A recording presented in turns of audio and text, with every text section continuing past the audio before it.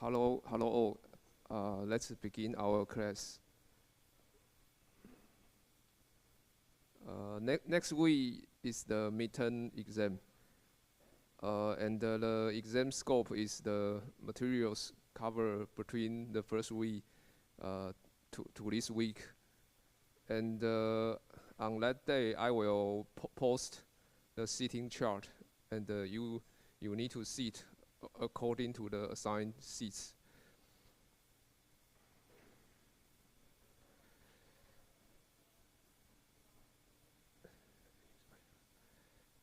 This Monday, I updated the quiz results, and you can take a look.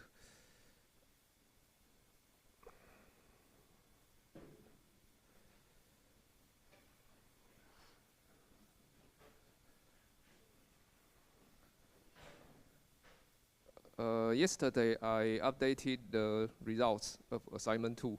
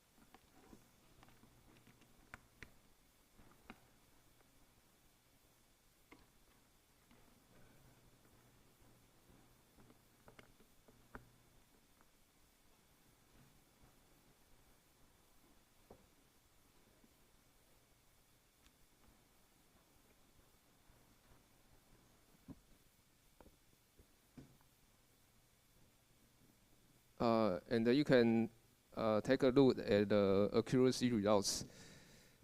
I summarize the results. If your accuracy is 0, this might due to incorrect output formats.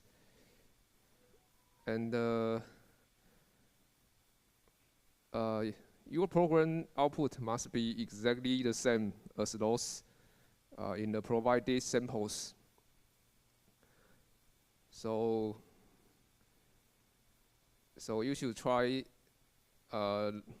this input and to compare your program output with the output in this example, and they must be exactly the same. Exactly the same means you cannot output any extra spaces or extra line breaks. And you should take a close look at the examples provided here.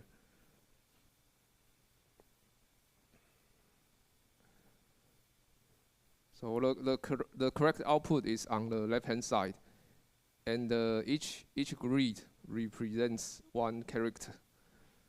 So here the white grid means a space. So your output should be exactly the same. If you output one more space, then your output is considered incorrect. So for example, on the right-hand side, is incorrect because the right-hand side output additional line breaks after the last start in each line.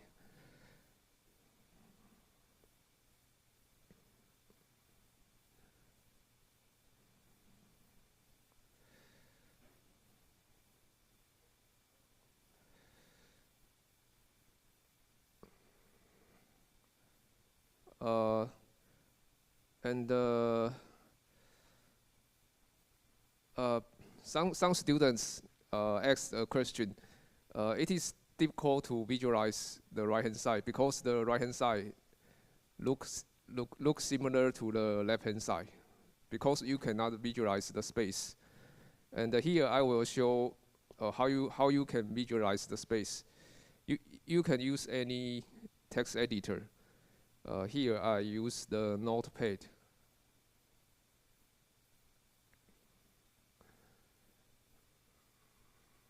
Here I use the Notepad.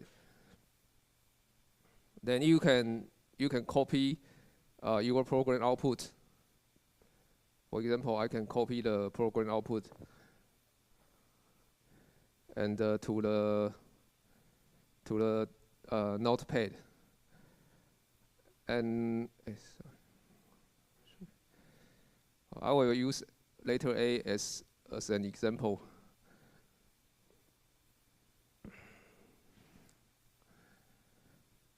You might need to adjust the font family. You need to here you need to adjust the font family. Here you need to choose Courier New because the width of each character is fixed for this font family. And if you use different font family, the character width will be varied. So, for example, if you use Times New Roman, if your font family is Times New Roman, you notice that the width of X and the width of the space are different. So here we choose Courier New.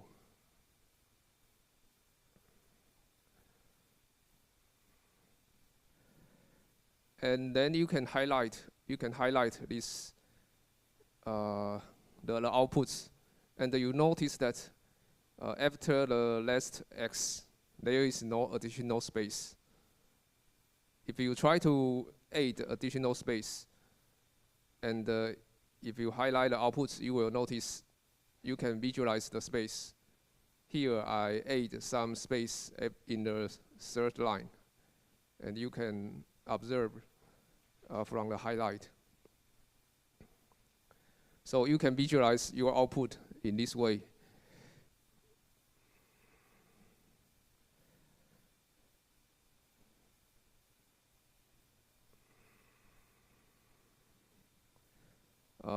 I saw some students add one additional space like this, add one additional space, or he delete one space like this. So these are incorrect outputs.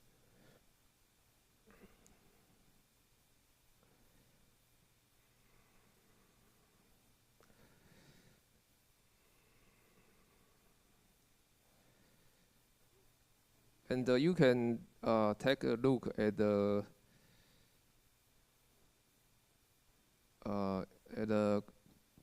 code template. So here is the code template.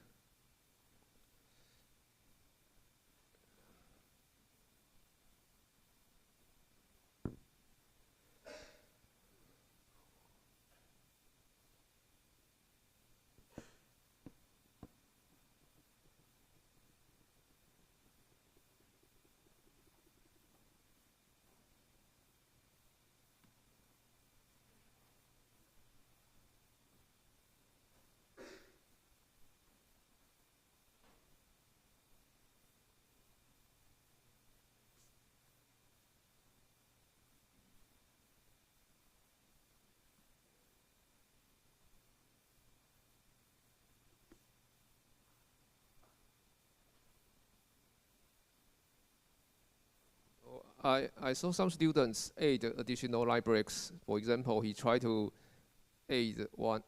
He tried to output a new line after after the message. So this, if you do this, this will lead to incorrect outputs. So you should follow the code template and do not add any additional space. And you cannot delete this message. And if you take a look at this code template, you will notice lowercase k and uppercase k share the same statements. This means you can either input lowercase k or uppercase k. So before you complete this assignment, you should have a look at this code template to know the output formats.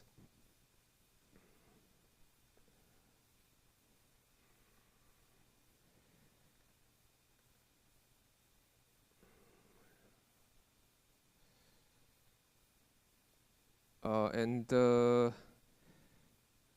accuracy results of assignment 2 will be updated weekly until the deadline. So you still have 2 chances. If you, for example, if you submit your assignment by 10 p.m. on October 30th, then you can view your program's accuracy on the next day. And if it is not 100, and you can revise your program. And the deadline of assignment 2 is November 1st.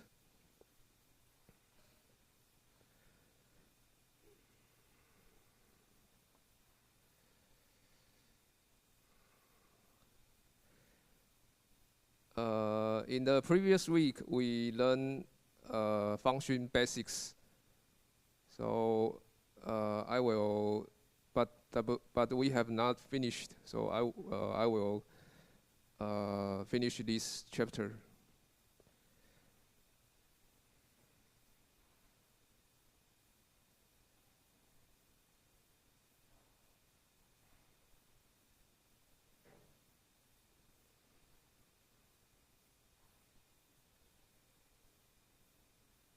And we have learned predefined functions.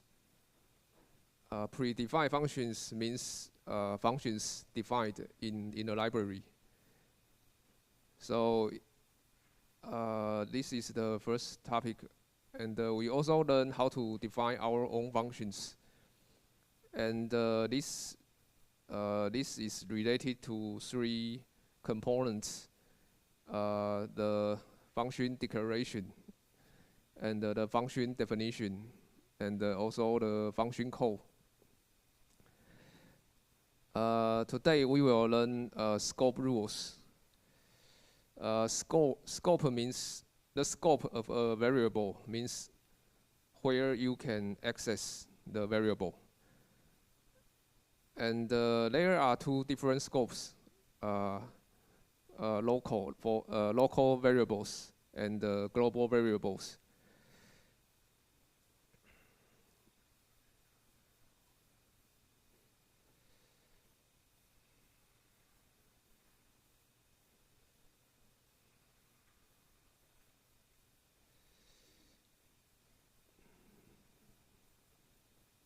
So local variable means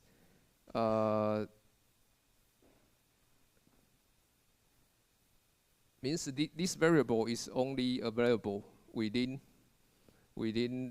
that block. For example, if you define a function, then this function has some local variables. For example, the part count is a local variable to this function, and the average p is also a local variable. And notice that here the input arguments, the mean piece is also, the mean piece and the max piece are also local variable. The 4 local variables are only available inside this function. and you cannot access these 4 variables outside this function. And you can do some experiments.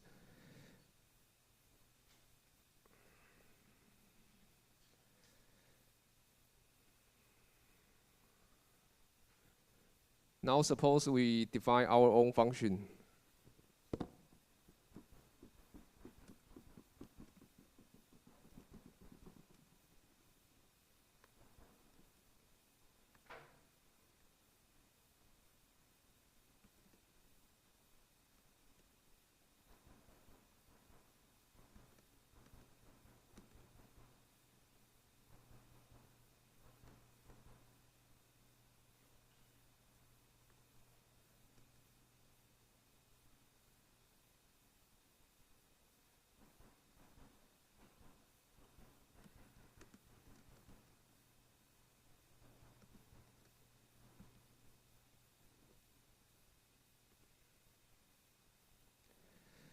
So here I define a function, and VAR2 is declared inside this function, and then VAR2 is local to this function. So this means you cannot access this variable outside this function. I try to access VAR2 inside main, and the main function has a different scope. So I cannot access VAR2 defined in do nothing. So this will cause a syntax error. So here is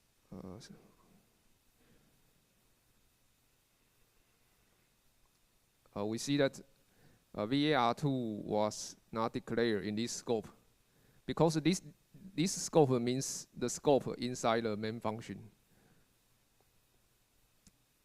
However, you can declare a variable with the same name. You can declare VAR2 inside main. So you can declare VAR2.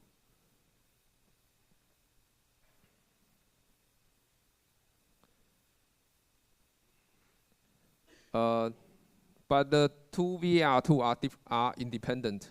So the VAR2 declared in main and the VAR2 declared in do nothing, they are independent, although they use the same variable name.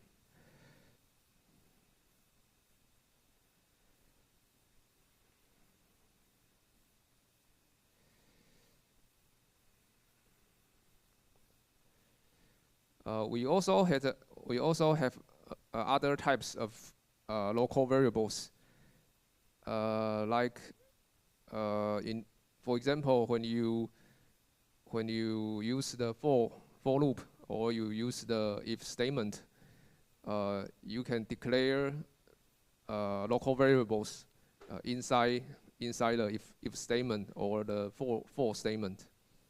And here is one example.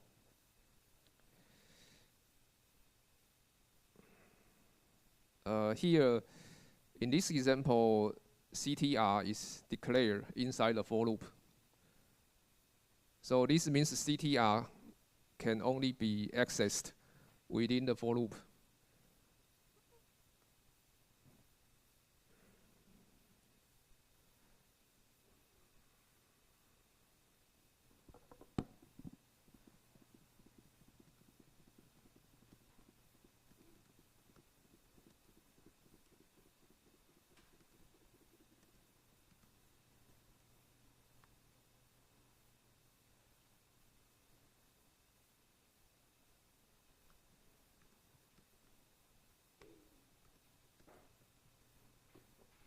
Now, for example, I declare VAR3 inside the main, inside the for loop.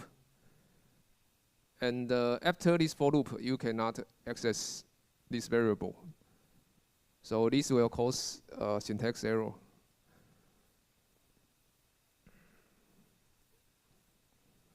So we see the error message is VAR3 was not declared in this scope. Because VAR3 is declared inside the for loop, so when the for loop is finished, you cannot access VR3. And if you want to access VR3, you need to declare VR3 before the for loop. So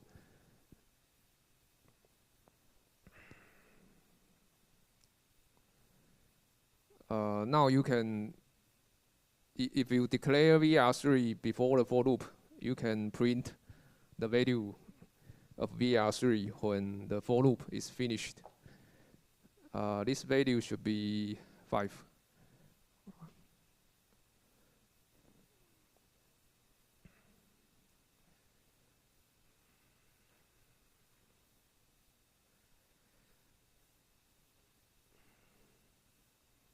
So the same rule applies to other blocks. For example, the if statement.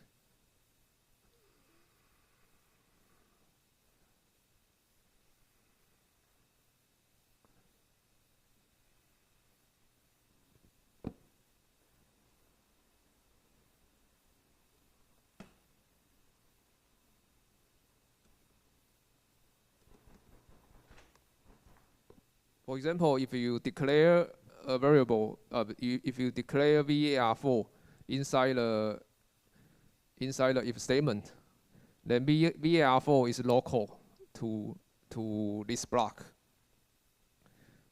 This means you cannot access var4 outside the if statement.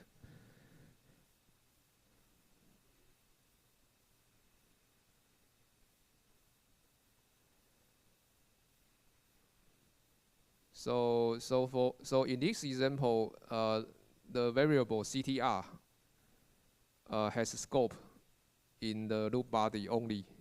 You cannot access CTR outside the for loop.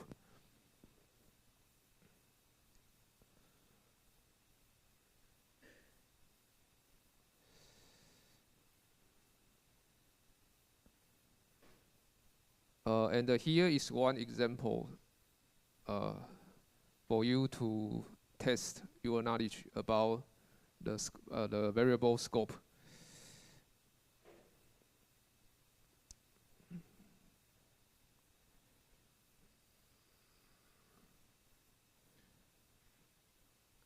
For this example, we have 2 blocks.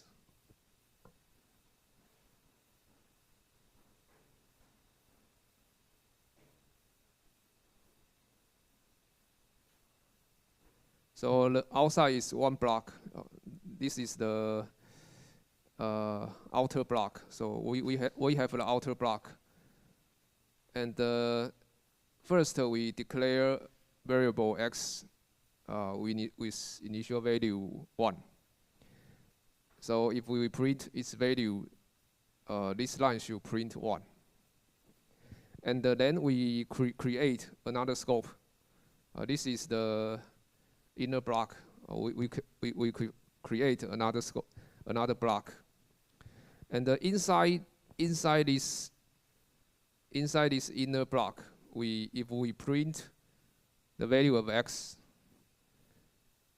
this x should be the variable declared in this line. So here the value of x is 1 in this line. And then we declare another variable x. And because we are inside the inner scope, and this scope is different from the outer block, so we can declare a variable using the same name x. So this variable is independent. Is independent to the variable in the outside block. And next, if we will try to print the value of x, this line should print 2. And after the inner block is finished, if we will try to print the value of x, then do you know what will be printed? The screen will print 1 or 2 for this line. In this line, the program will output 1 or 2.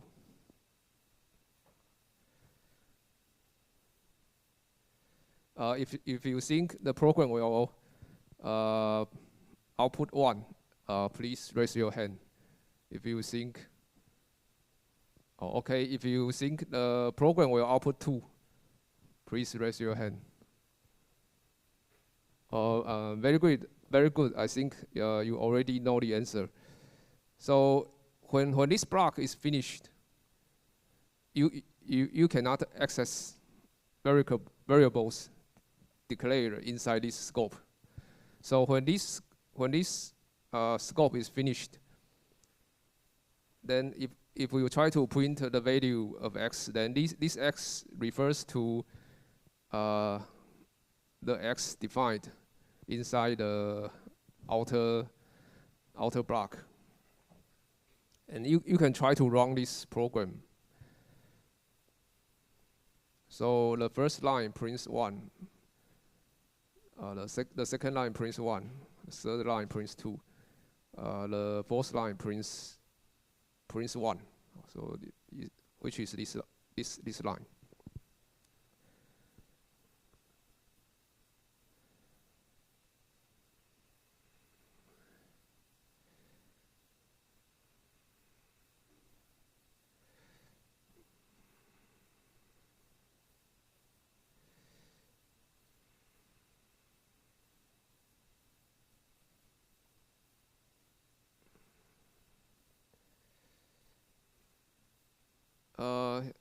I have some more examples in the next slide.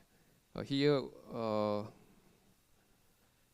are 2 examples. The first example is you declare 2 variables, x and y. Then inside the for loop, you will modify the values of x and y. The next example is example 2 is similar to example 1. However, there is one different point. In example 2, you have 2x. Inside the for loop, you declare a variable x. So for example 2, you declare x twice. But example 2 is legal because the first x is outside the for loop, and the second x is inside the for loop. So the 2 variables are in different blocks. So you can use the same variable name because the 2 variables are in different blocks.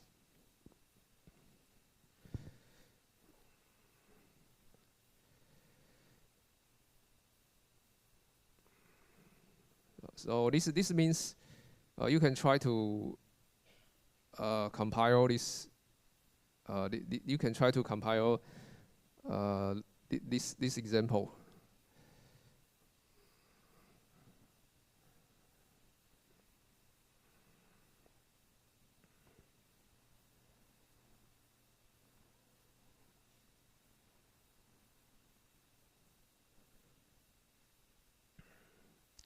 So this means this example is legal because it can be compiled without any error message. But if you try to declare x after the for loop, this will cause syntax error. This will cause syntax error because you declare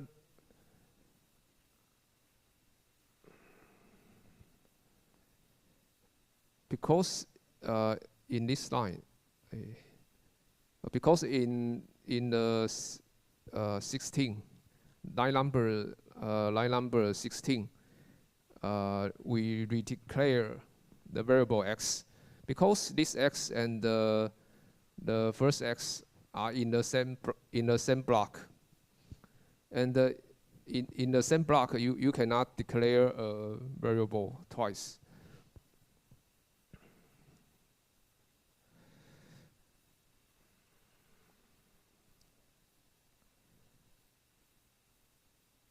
Now you can try to compute the value after running example 1, and also try to compute the value of x after running example 2.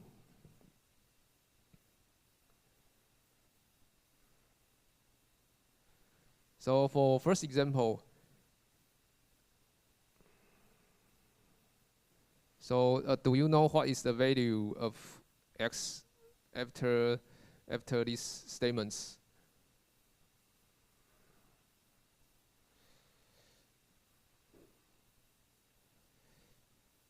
Should be 10, 11, or 50.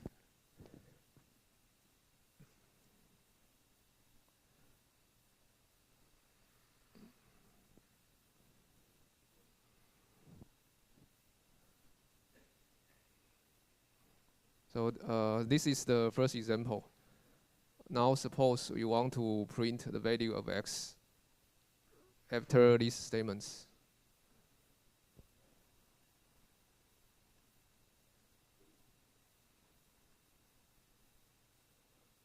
So here x is 50 or 10 or 11. 11. Oh, okay. I think 11 is correct. 11 is because we declare x in this line, and its initial value is 50, and inside the for loop, we modify the value of x. So we modify the value of x here until this Boolean expression is not satisfied. So when this Boolean expression is not satisfied, this means x is 11. So in this line, the value of x is 11. Now if you try to declare x inside the for loop, for example, here I declare x inside the for loop in the initial action part, then the result will be different. The result should be 50.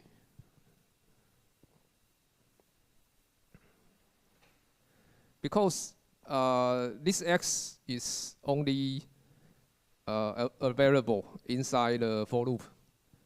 And when the for loop is finished, and if you try to access x, then this x is the x declared outside the for loop. So when you want to access x in this line, and the x is referred to the x defined outside the for loop. So the value of x is 50.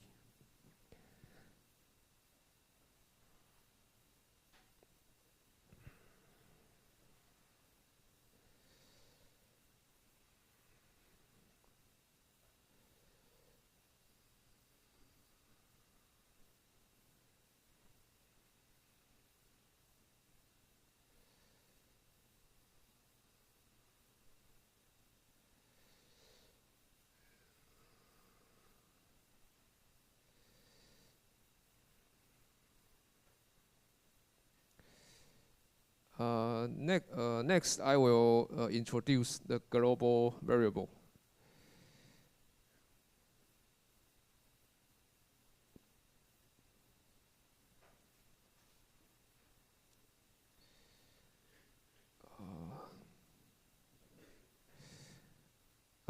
Next, I will introduce global variable and global constants. So in contrast to local variable, we have global variable. Global means you can access this variable everywhere. And we also have global constants. We can access global constants everywhere, but we cannot modify its value. You cannot modify a constant. For global variables, we can modify its value everywhere. So I will use some examples to demonstrate how to use global variables and global constants.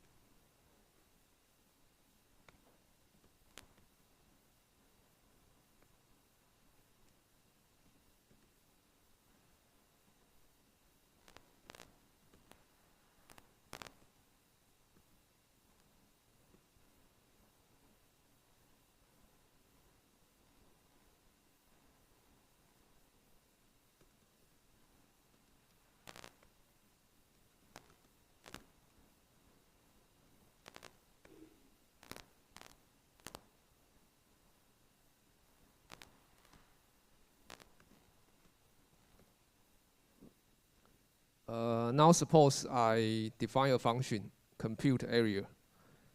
This function is to compute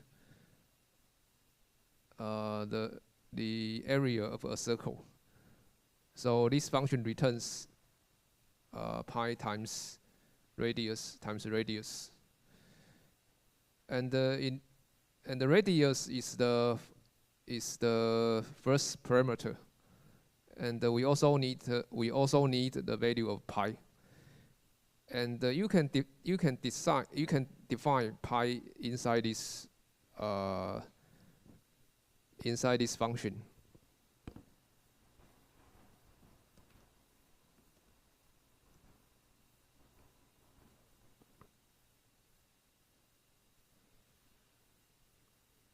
So this function will return 3.14. But you cannot access pi in the main function because pi is local to compute area. So you cannot access pi.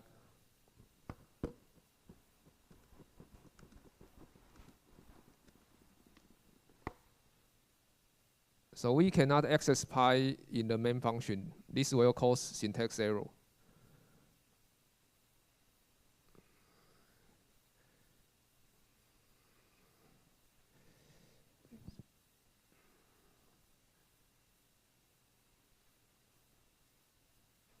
So we see the error message, pi was not declared in this scope. And if you want to access pi both in compute area and both in the main function, you can declare pi as a global variable. And to do this, you move the declaration outside the main function. So you can move this declaration. So if you declare pi outside the main function, then this variable is a global variable. Then this means we can access this variable everywhere.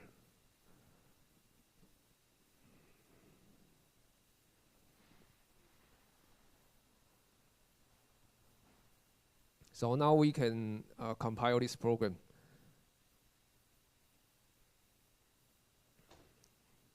So for example, if you declare pi in this way, then pi is a global variable.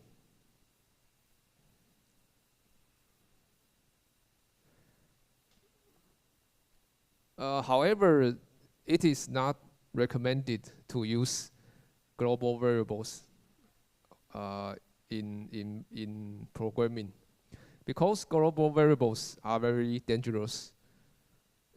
Anyone can modify its value. For example, here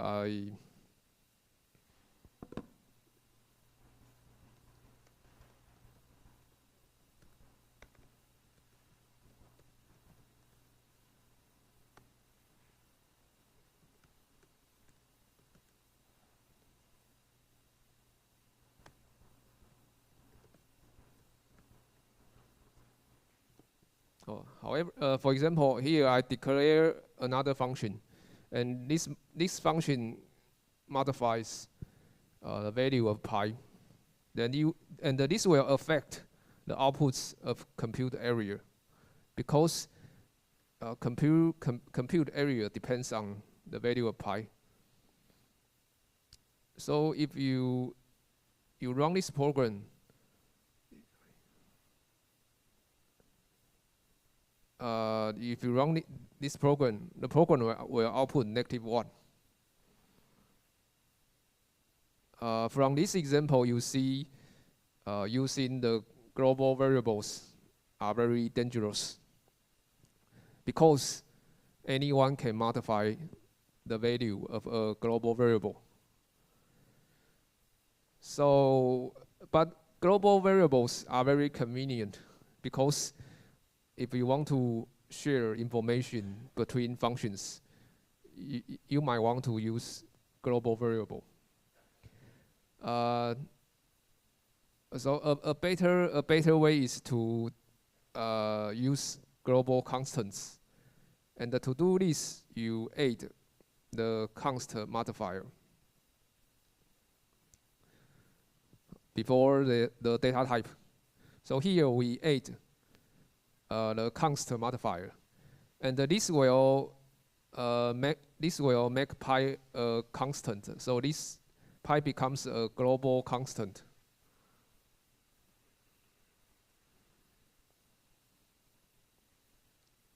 This means we cannot modify its value. So when we try, you can recompile this program again. This will lead to syntax error, because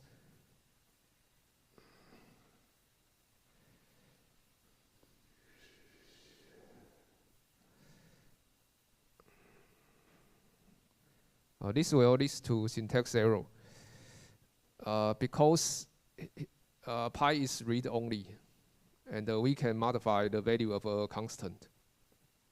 So if you declare pi as a global constant, it is safer to use a global constant.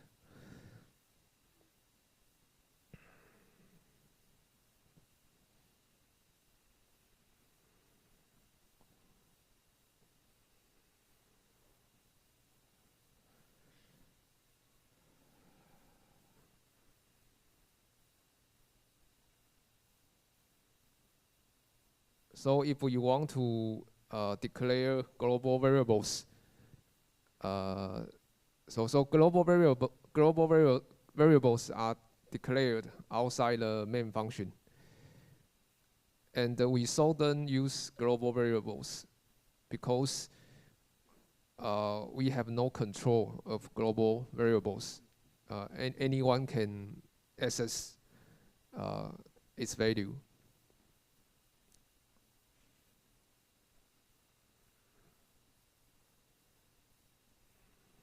Instead, we recommend to use global constants.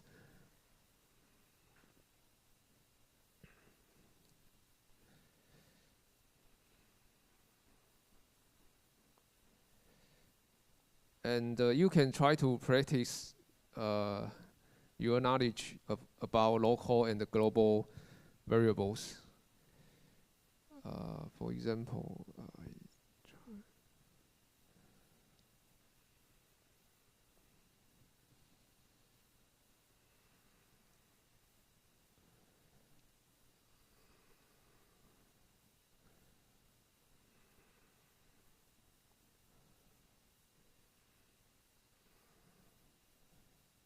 For example, I declare a global variable,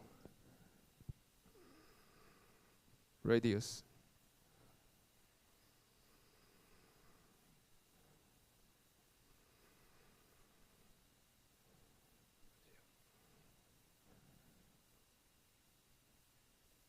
then I modify the value of radius inside this function.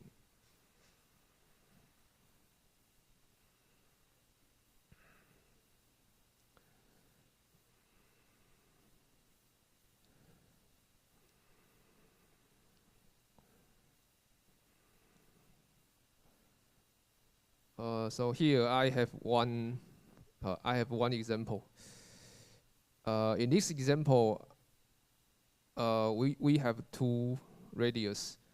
The first radius is a local variable inside the compute area function. The second radius is a global variable defined outside the main function. Now suppose we make a function call to compute area, and then we print the value of radius. And do you know what is the value of this radius?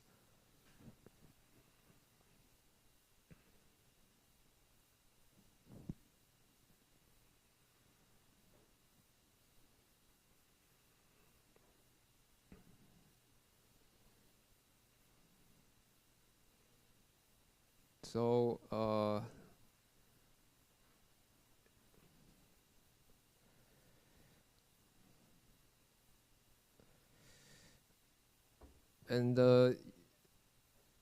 first you should know this radius is referred to the global variable.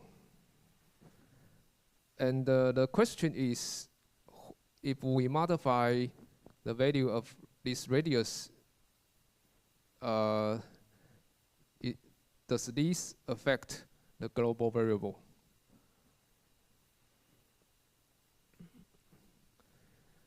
If you modify radius, if you do this,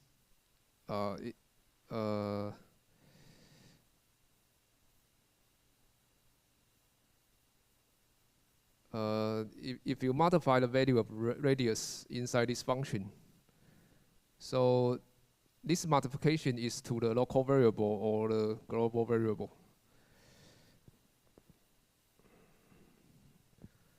Should be local variable, because we declare radius inside this function. So if you modify radius, then this line applies to the local variable, not to the global variable. So this line will not affect the global variable, and this means the value of radius should be 7.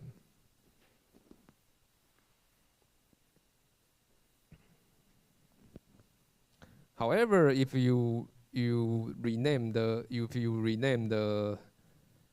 local variable, now suppose I rename this variable to radius 2, then the result will be different. The result should be 8. Hey, sorry.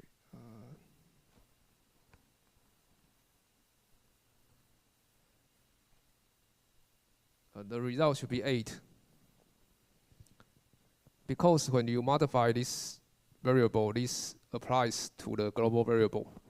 And after you call this function, the value of the global variable is modified. So this line will prints 8. I think the time is up. Let's take a break for 10 minutes. When the next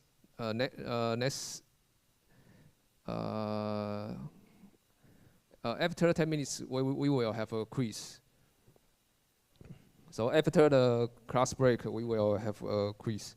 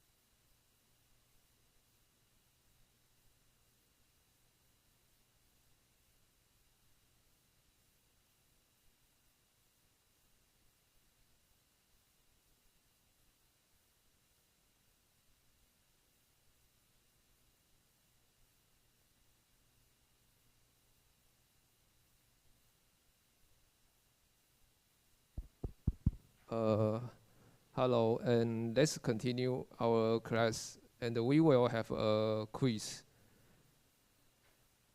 If you need answer sheets, please raise your hand.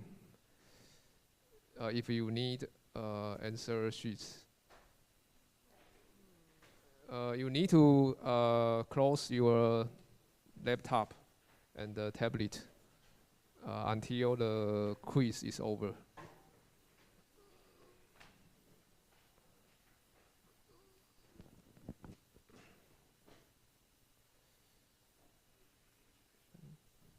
You need to close your laptop.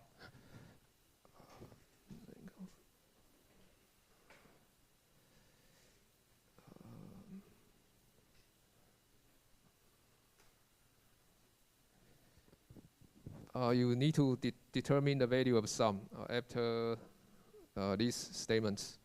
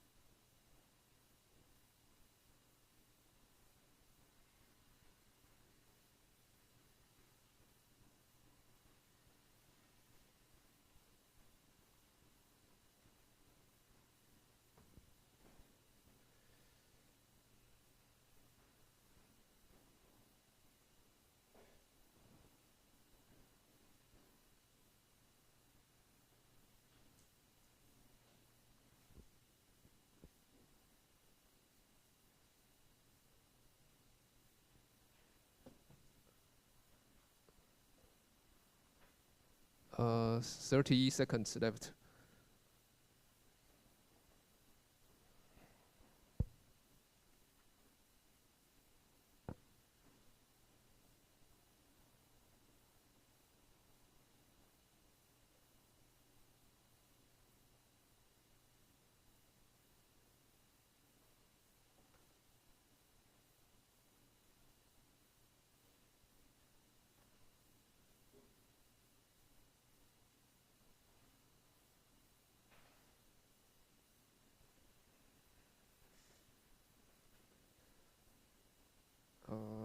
I will turn on the second question.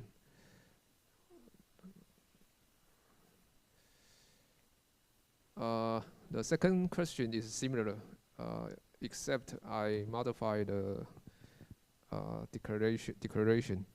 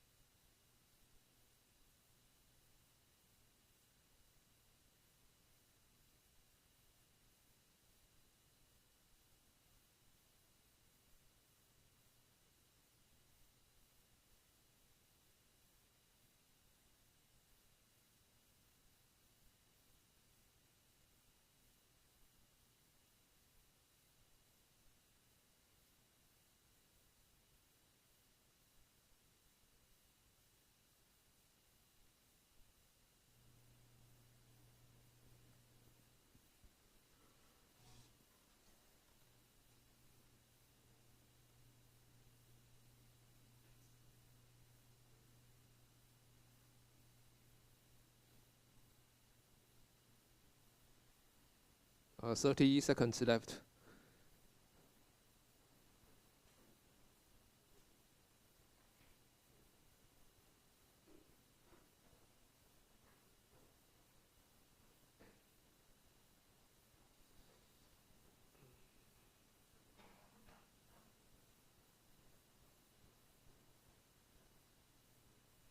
And I will turn on the last question.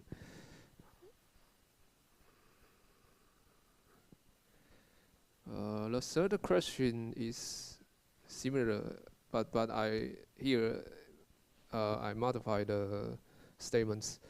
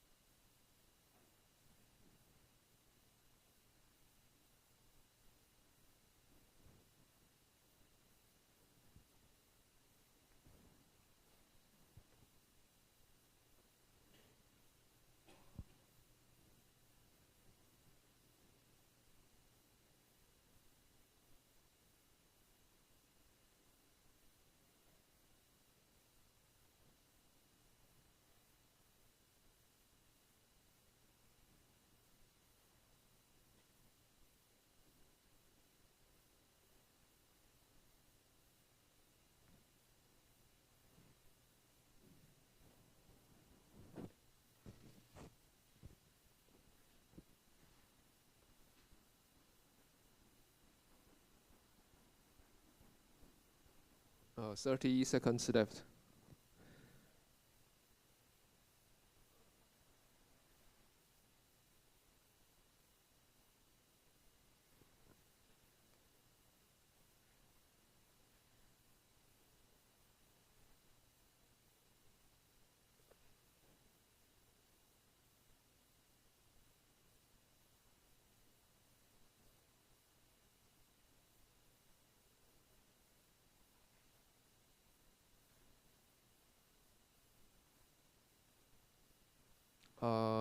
I will turn off all the questions. If you use answer sheets, remember to write down your name and student ID.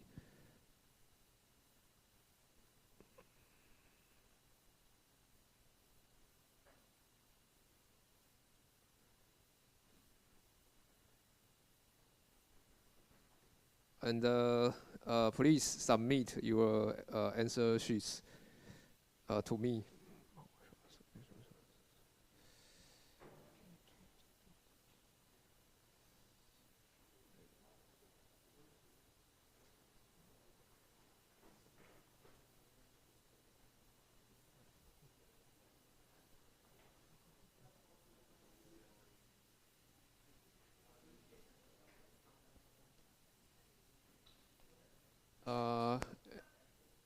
Then I will show the answers of the quiz.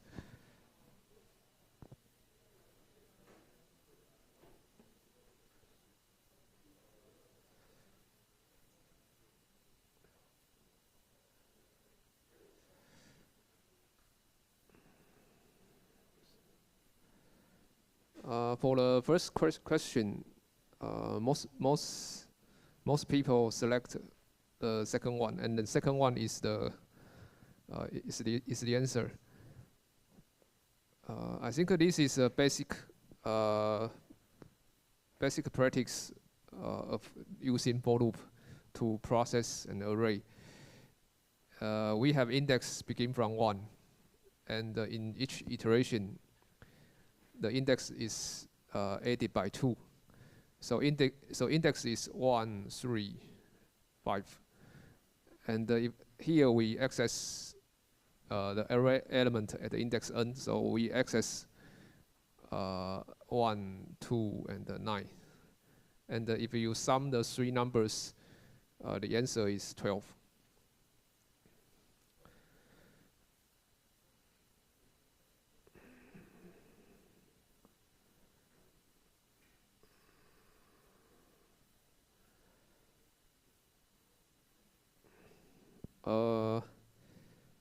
For the second question, the answer is 9. It's the second option, and most people choose the correct answer. For this question, I declare an array with 6 elements. But on the right hand side, we only specify the first 4 elements, and we have two elements unspecified. And according to the C++ rule, the remaining 2 elements will be set to 0. So the values of the remaining 2 elements are 0, not unknown. And then you compute the value of index. The value of index is 0, 2, and 4. So the first element is 3, the second is 6, the third one is 0. So 3 plus 6 plus 0 is 9.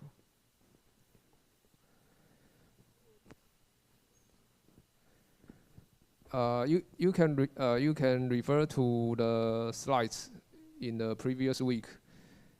You can refer to this slide. If we initialize an array in this way,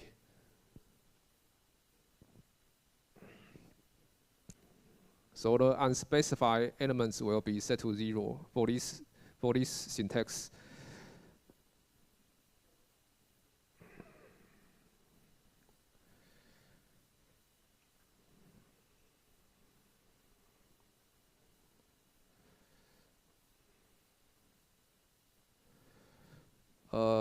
For this for the last question, the answer is the third one. For this question, the value of sum is unknown. I see most people select the first option. Let's see this question. First, you need to determine the array size. The array size is 5, because on the right hand side we have 5 elements. So the array size is 5, and you will notice that the index is at the most size minus 1. So the index is at the most 5. Is at the most 5 minus 1, which is 4. But in this iteration, n is from 0 up to 5. So when n is 5, here, this value is unknown. When n is 5, the index is outside the legal range, and we have index out of range. So when n is 5, we have index out of range, because the array size is 5. And so we do not know the value of this element. So the value of this element is unknown. And therefore, the answer of this question is unknown.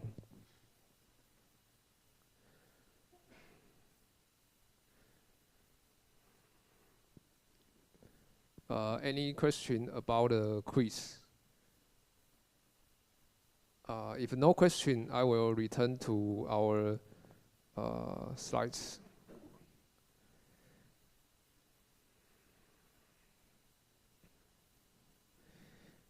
And we have finished the function basics. And I will return to the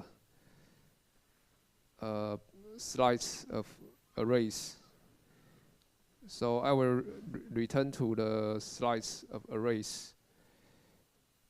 And we only learn the first part. We only learn the array introduction. Next, I will introduce how to use arrays in functions.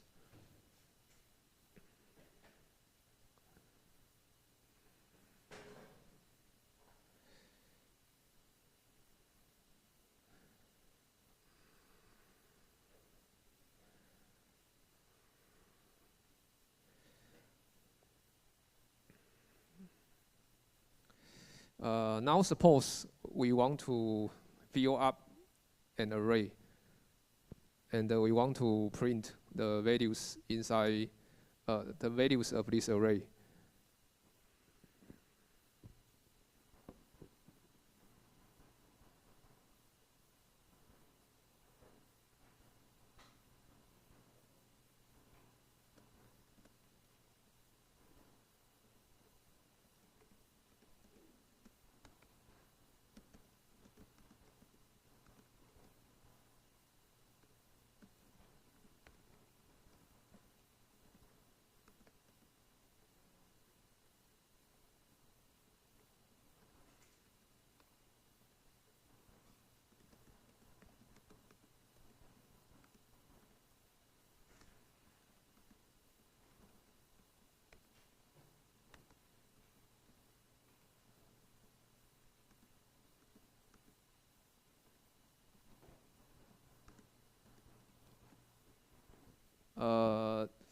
In the first for loop, I initialize each element of scores, and the second for loop prints the values of the values of the array elements.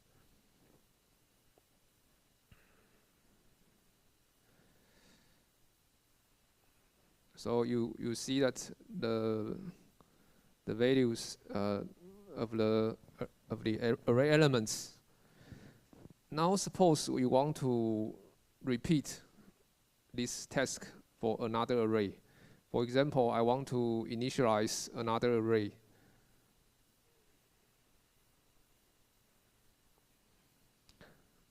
Then you might want to use copy and paste. So I just copy the same code.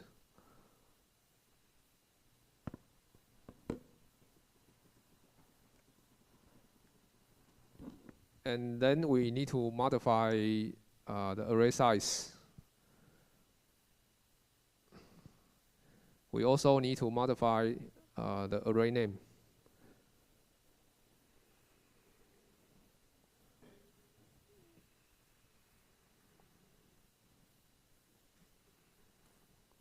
And in this way, we can initialize another array. So the first line is for scores array. The second line is for the grades array.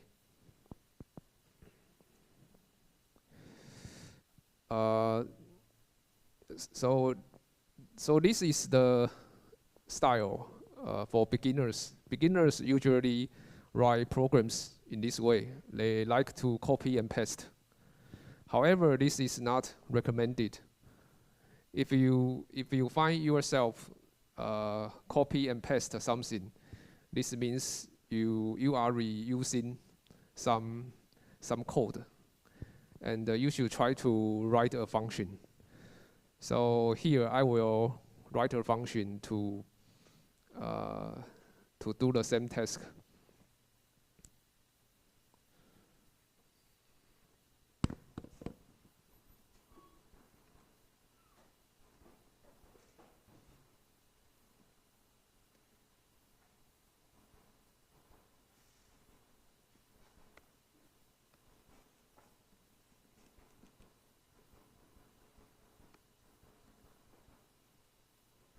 So I copy the for loop in the function definition. And we notice that we have we need the array size. We also need the array. So the first element is the first parameter is the array name.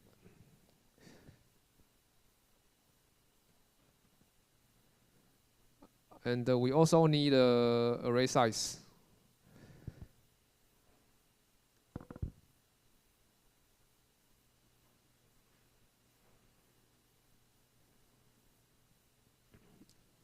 And in this way, you can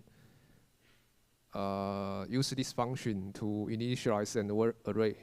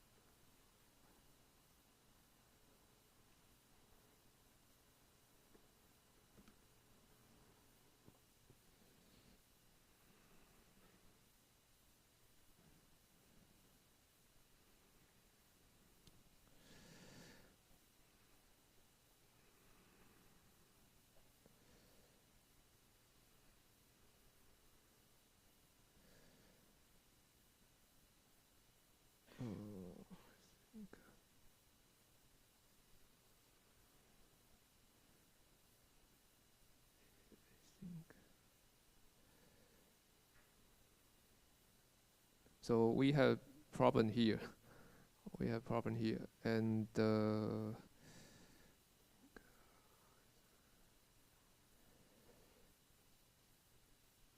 so I should send array here. Here I make a mistake. I send an integer, but here we need send an array. So an array is you need to add a bracket, square bracket.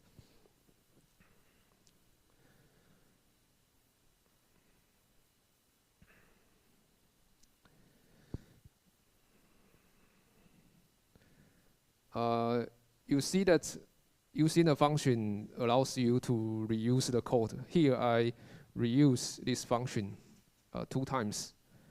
And this function is also very flexible. You can send any array size. For example, I adjust array size to 20.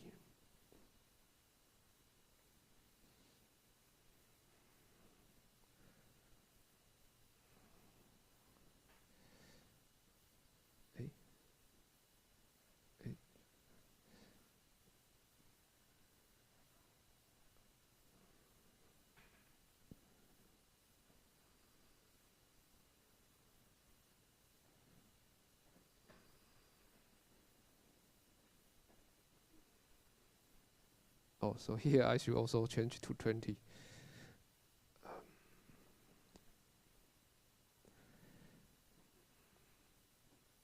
And you can also write a function to print this array. So you can write another function.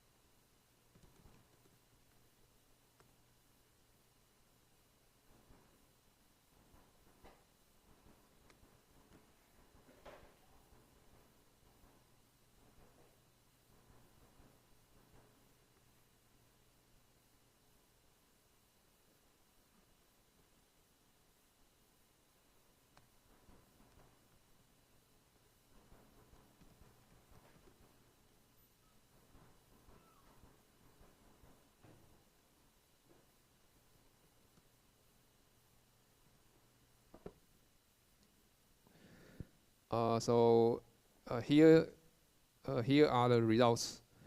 So I write 2 functions. The first function is to initialize an array, and the second function is to show the array elements. And you can see the program is better than the previous one. The structure is clear. Here, you can see from you can clearly see the structure of this program. You initialize two arrays, and then you print the values of these two arrays. So writing a function enables you to reuse your code, and also improves the readability of your program.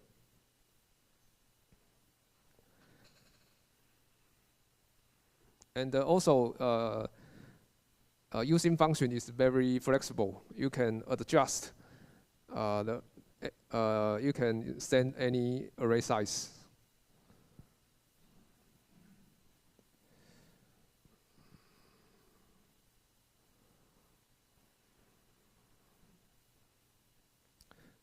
So we should learn how to use function, because using function has many benefits.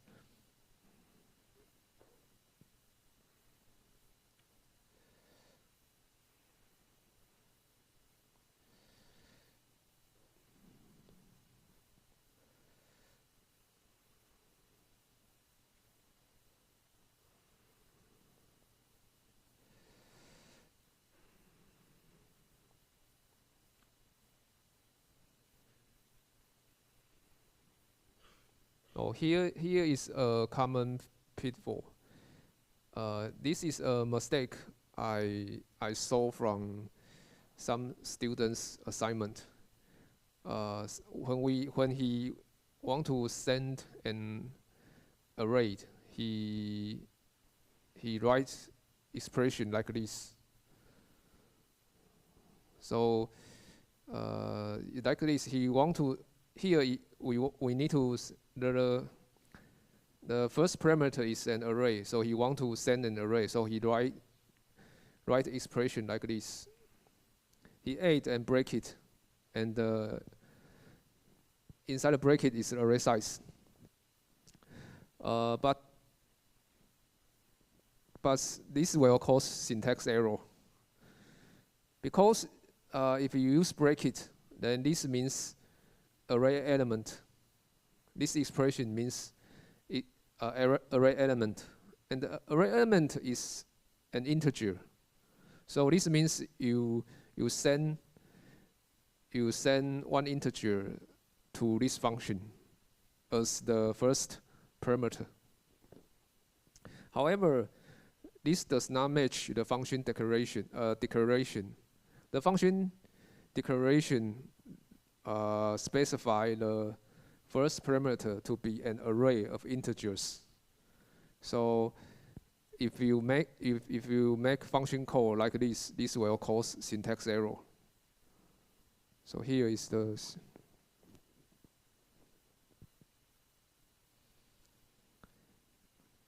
and also the index is outside the legal range, because the array size is 5, and so the index is at most size -1.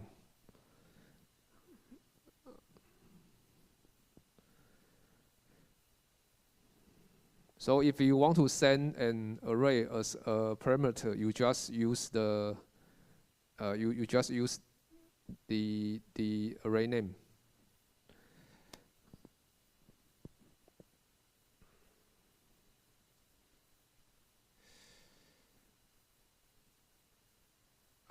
Next, let's talk about a question about how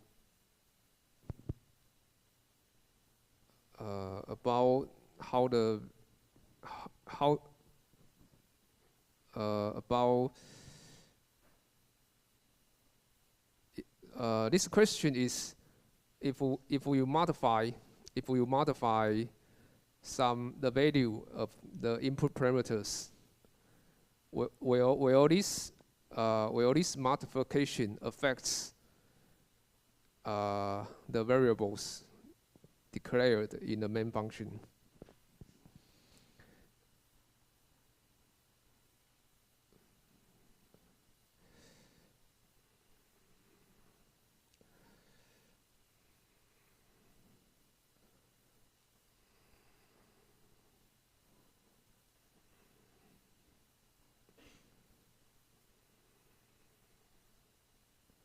Now, for this example,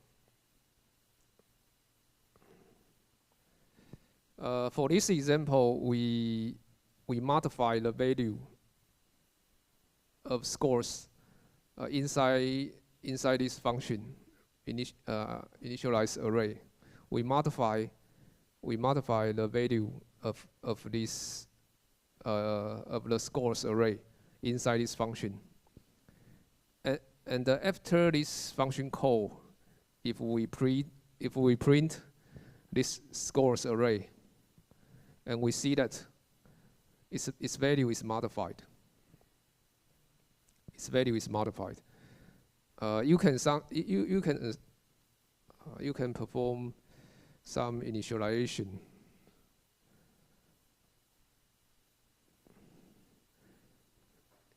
If you do not make function call, the values should be all zeros.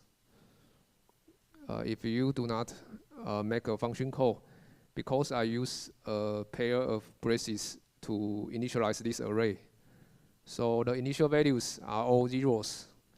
And if you make a function call to this initialize array function, then you modify the value of this array.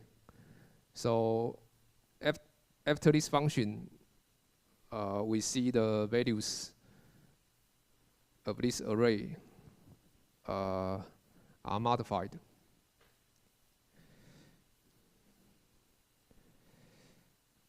And you can try to do more experiments. Now suppose I send another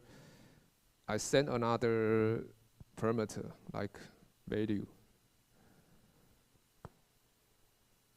and I modify value inside this function.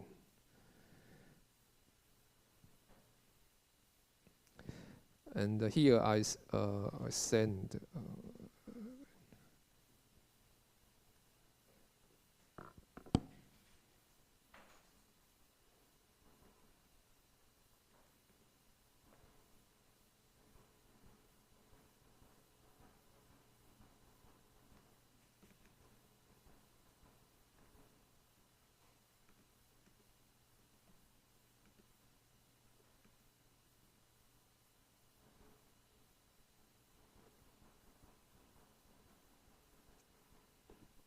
so here I declare another variable, integer variable.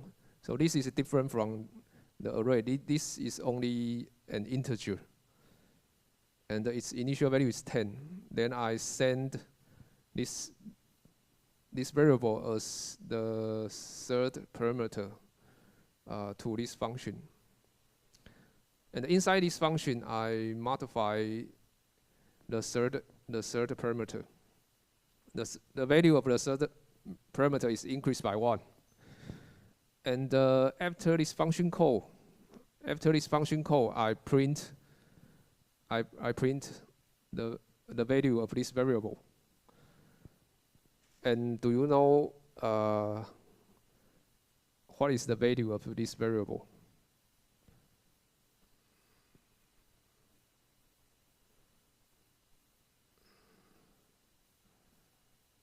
So do you know what is the value of VAR? The value of VAR is 10 or 11.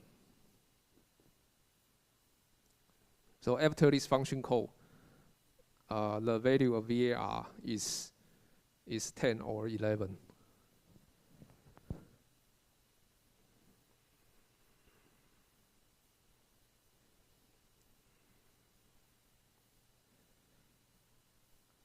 If you think the answer is 10, please raise your hand. If you think the answer is 10. If you think answer is 11, please raise your hand. Oh, okay. The answer should be 10. Should be 10. So let's see. So if we print the value of VAR is 10. So this means this line. So this means this line will not affect VAR we send to this function. You might wonder, the behaviors are different to arrays and this integer variable. So the behaviors are different. When you send an array to a function, actually you are sending memory address. You sending memory address to this array. So here actually you send memory address, and when you modify elements with this memory address, this will affect the array you send to this function. However, if you send one integer like VAR,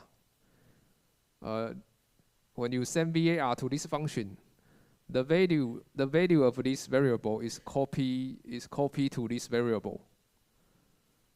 So here the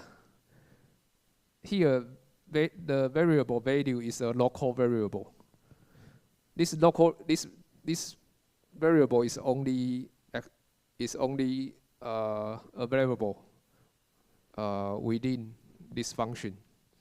So the value is a local variable to the initialize array function. So this variable is independent of VAR.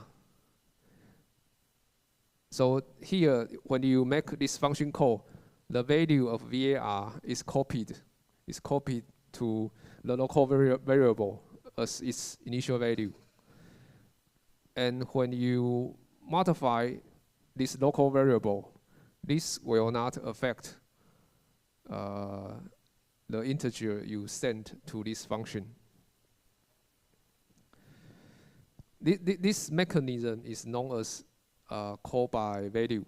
So if you send an integer, this mechanism is call by value. You call this function by sending the value of this integer. However, if you send an array to this function, the mechanism is known as call by reference. You send a memory address of an array to this function. And later we will cover more details about call by reference and call by value in the next chapter. For now, you only need to know sending an array to a function is call by reference, and sending one integer to a function is call by value.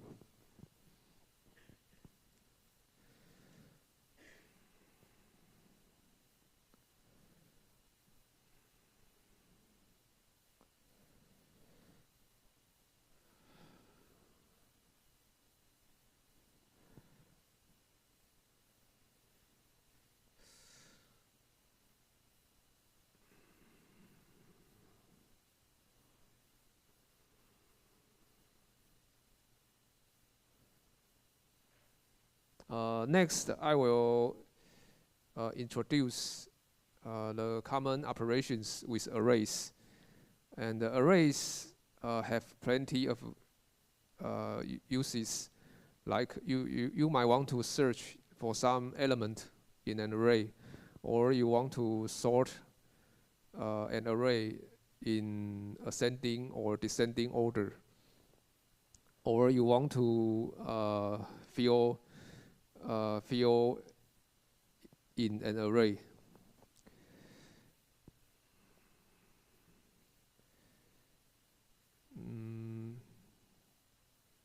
This the example in this page is from the textbook, and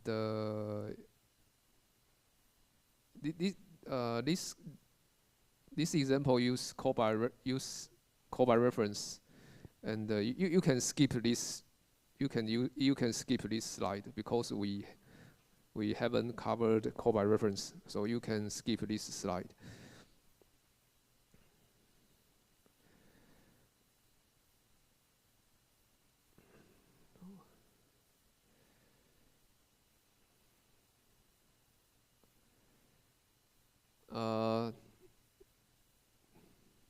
Next, I will introduce how you can search for some element in an array. I write a function to perform this task, and this function has 3 inputs. The first input is the array we want to search. The second input is the array size. The third input is the value we want to search. We want to search whether target is inside the input array.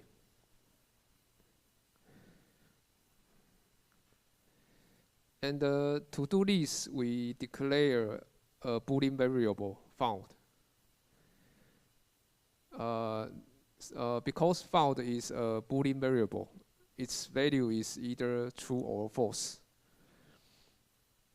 If its value is true, this means the target is found. If its value is false, this means the target is not in the array. And initially we set the value of found to be false. And if the target is found, then the value of found is set to be true. And if this Boolean variable is true, then the function will return the index we found. And otherwise, the function will return -1. So if this function return -1, this means target is not inside this array.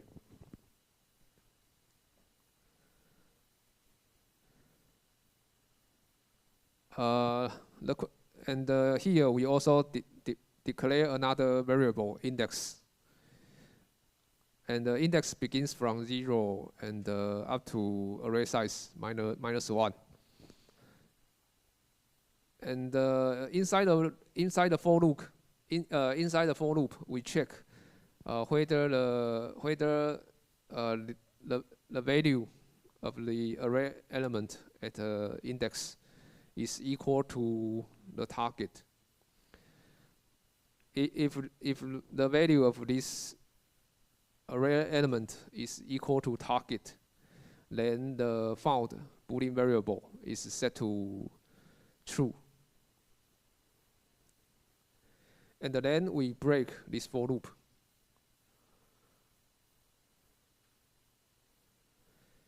So break means we immediately stop this for loop. And then we will go to the if statement. So if the if statement is executed, then found is set to true, and the program will return index. However, if statement is never executed, this means target is not in the array. So if statement is never executed, found will be false. And if found is false, then this function will return -1.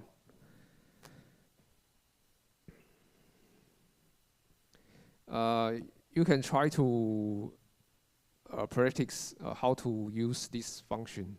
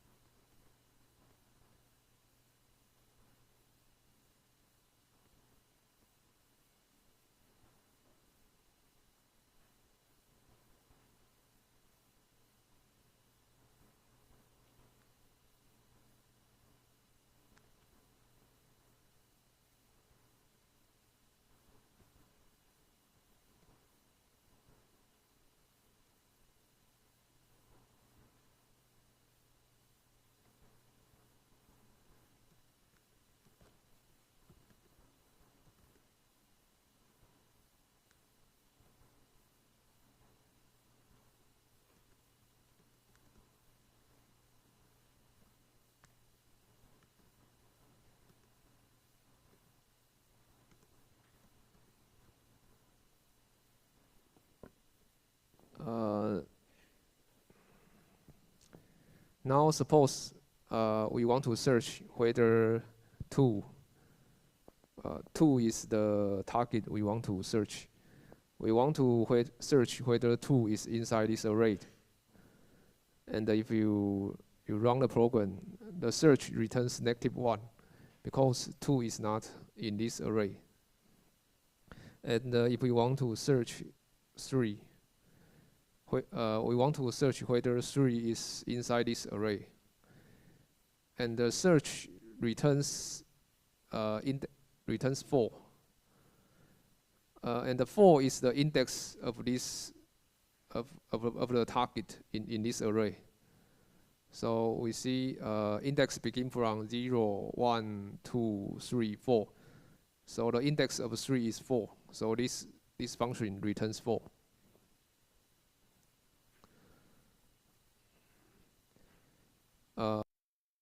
So let's take a break for 10 minutes.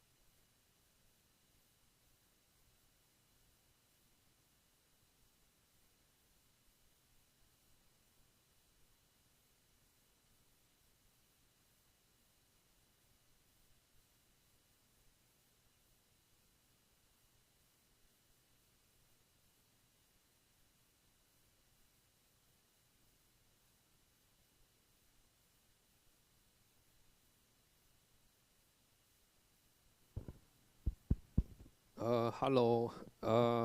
Let's continue our class. We talk about a search function, and you can try to use this function. For example, I want to search whether 9 is sorry. I want to search whether 9 is inside this array, and the search will return the index of 9 in this array. So the index should be 1.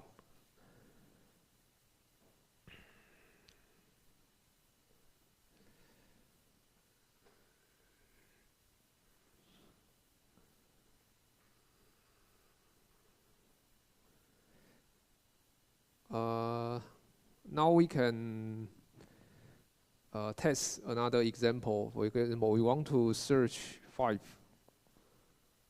We want to search 5. But inside this array we have two 5. The first 5 is at index 1. The second 5 is at index 4. So what will so this function will return which value?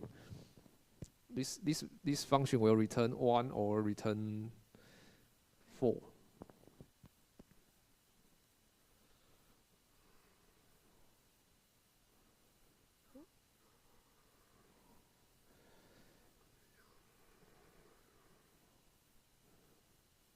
So here I modify this example. The scores has 6 elements, and I want to search whether 5 is in this array. And in this array we have 5 occurs 2 times. So 5 is at index 1 and at index 4. And so what is the value, what is the index returned by this function?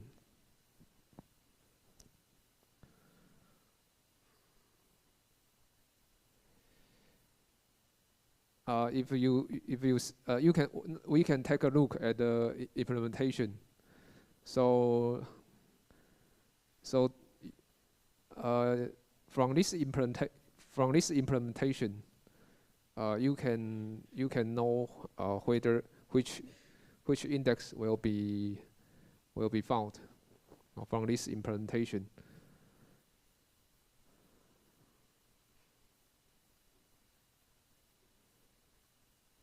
So for this example, search will return index 1 or index 4.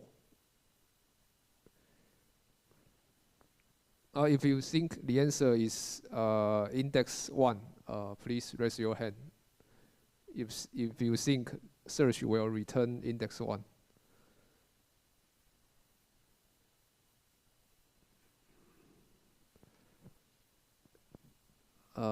If you think search will return index 4, please raise your hand. Oh, okay, let's see the answer. Will return 1, index 1.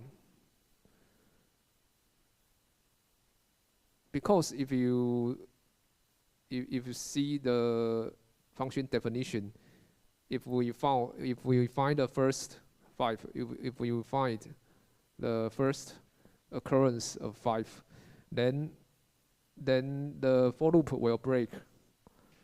So if we find 5 at index 1, the for loop will break, and so the function returns 1.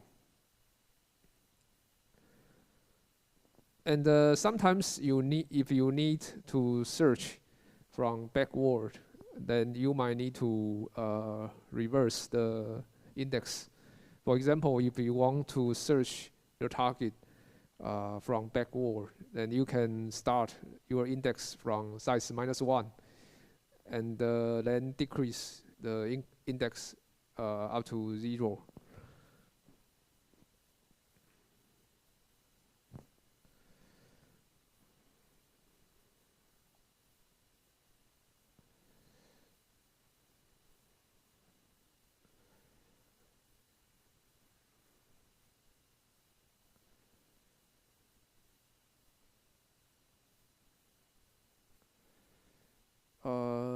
This slide discuss global constants versus parameters. Sometimes you want to send some information to a function. For example, you want to send some numbers to a function, and you have two choices. The first choice is to use parameters. You can send this number as a parameter to the function. The second choice is you can declare a global constant. You can assign this number to a global constant. Then any function can access global constants. So the function can access the number you want to send. So we have two ways to send some message to a function. You can either use parameters or global constants.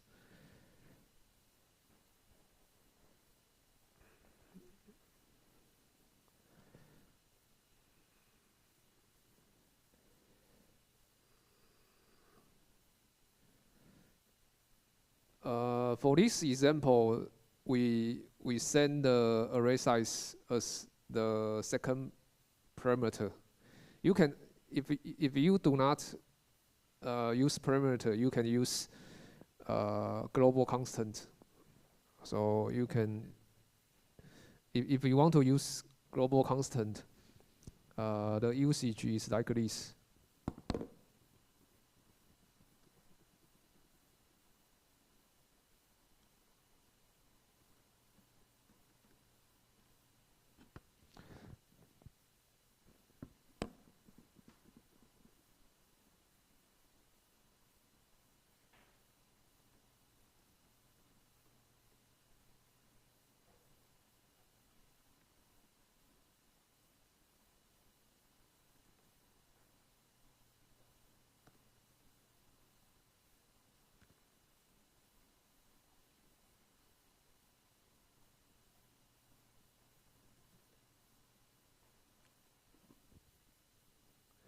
So for now, I declare a global constant.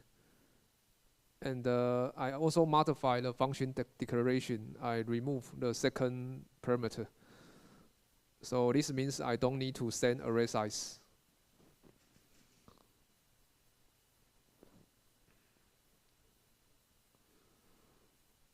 Also, I don't need to send array size.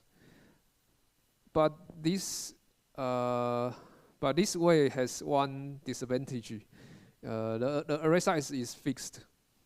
The array size is fixed. You cannot modify it because you cannot modify a constant. So if you use global constant, its value is always fixed. You cannot modify its value in later statements.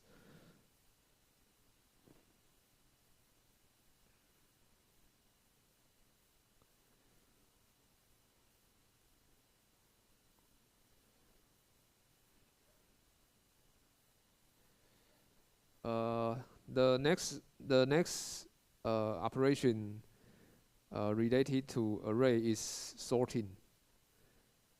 Sorting is a very common operation, and I will cover the sorting function after I introduce the multi-dimensional array. So let's see the multi-dimensional array first. Previously, we already know how to use an array, and an array is one-dimensional. In C++, you can declare two-dimensional, three-dimensional, or multi-dimensional arrays. And to do this, you can see this example. This example declares declares an array, a two-dimensional array page. So if you want to declare a two-dimensional array, you need two brackets. The first bracket specify the number of elements in the first dimension. The second bracket specify the number of elements in the second dimension. So this is actually, you can think a two-dimensional array as a matrix.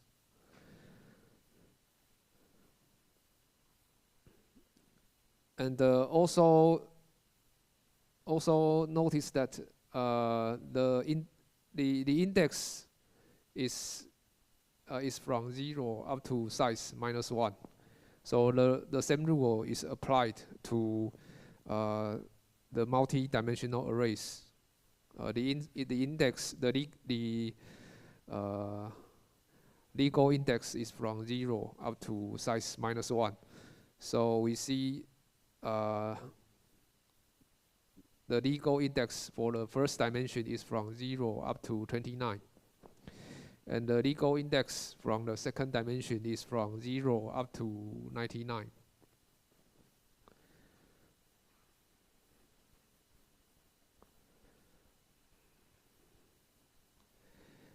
You can also declare a three-dimensional array. To do this, you add more brackets after. So for example, you add a bracket after this, then you can declare a three-dimensional array.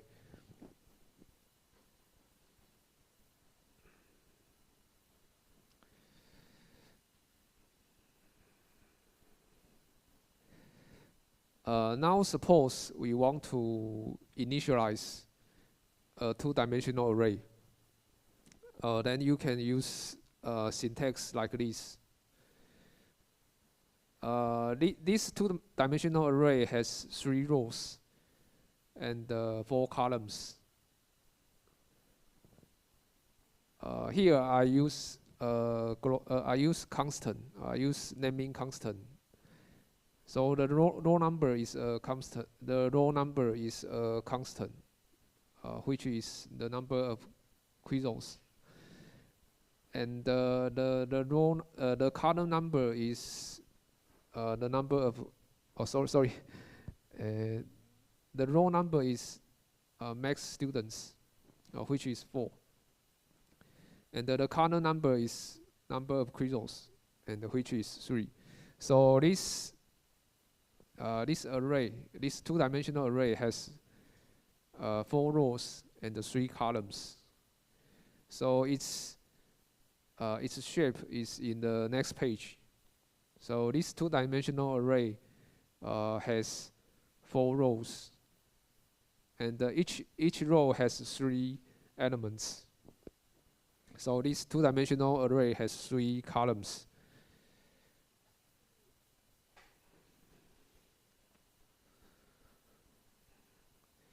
And you can also view a two-dimensional array as an array of arrays.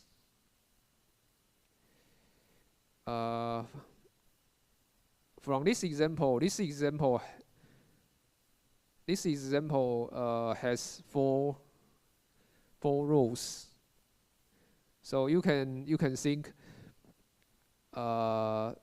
this array has 4 elements, and each element is an array. So this array has 4 elements, and each element is an array. So the first element is an array of 3 elements. The second element is also an array of 3 elements.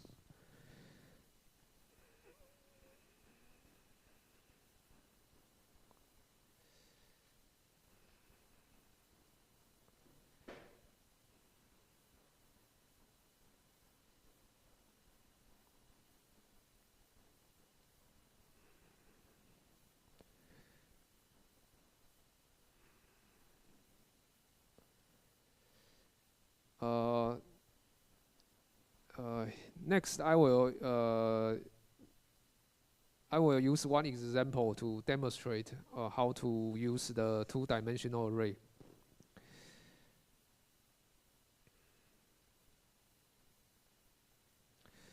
Now suppose we want to print some sequence of numbers. For example, I want to print 2, 3, 4, 5, 6.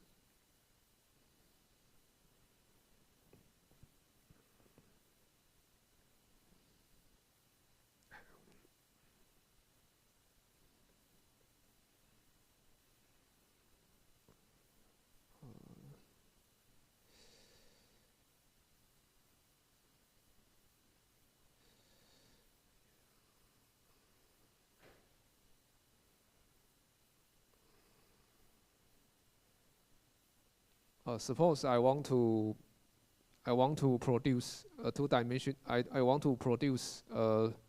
array, and the shape is 3 times 5. So the two-dimensional array has 3 rows and 5 columns. Suppose I want to create such two-dimensional array.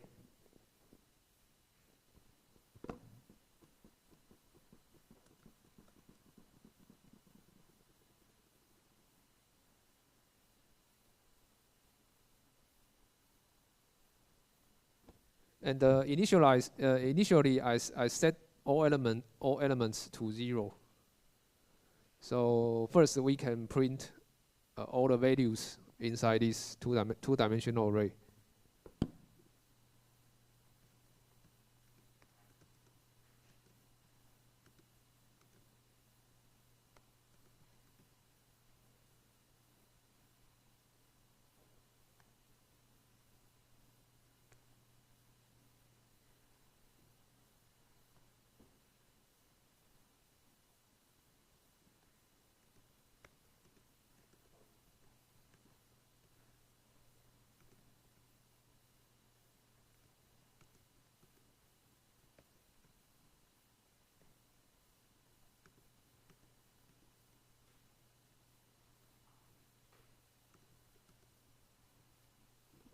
So I use nested for loops.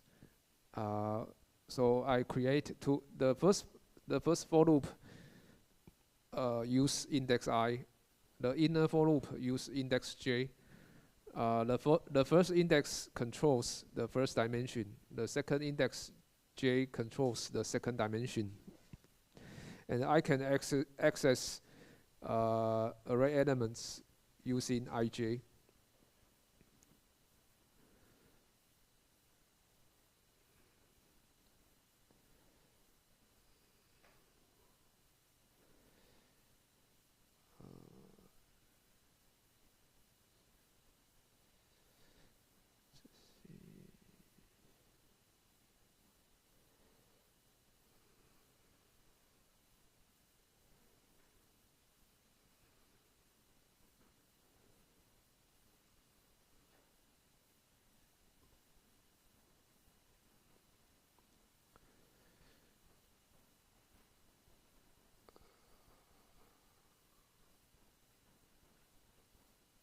Oh, here is a typo. So here is initially this two-dimensional array has 3 rows and 5 columns, and initially all the values are 0. And now suppose we want to modify this two-dimensional array like this.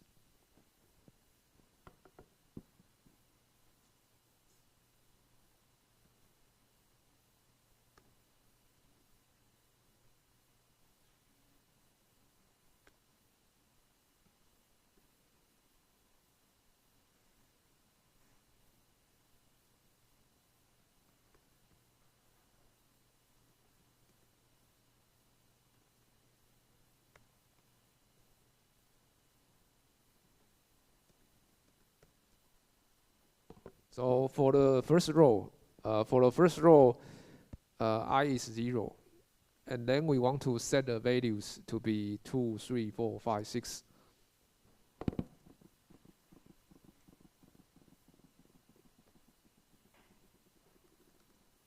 So this value should be,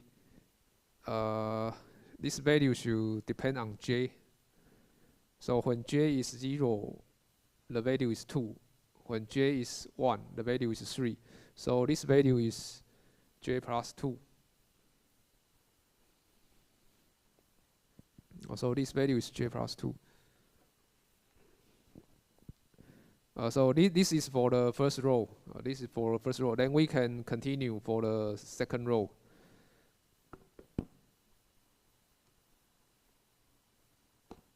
For the second row, I is 1.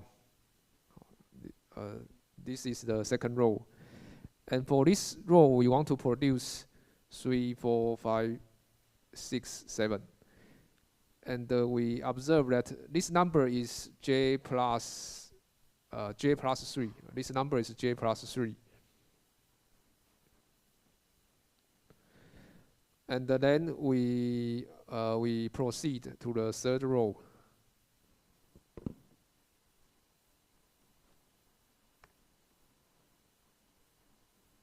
For the third row, index I is 2. And we want to produce this sequence. We want to produce 4, 5, 6, up to 8. And you know that this number is j plus 4. This number is j plus 4. So here,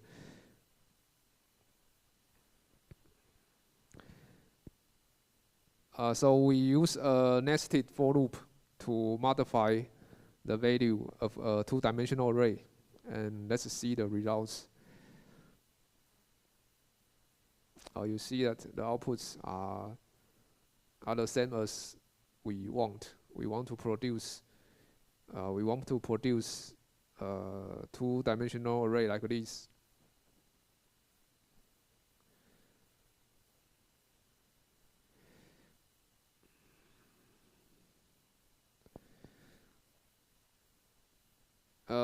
After you finish your code, you can try to think whether your code can be improved. Here we use copy and paste 3 times. So this means some redundancy, because we copy the 3 lines are very similar. So you can start to think whether we can rewrite the 3 statements into more compact representation. So if you observe the similarity between the 3 lines, you observe that this number actually depends on I. So here, the first line is plus 2 when I is 0. The second line plus 3 when I is 1. So you observe that this number is actually I plus 2. So you can replace the 3 statements with only one single statement.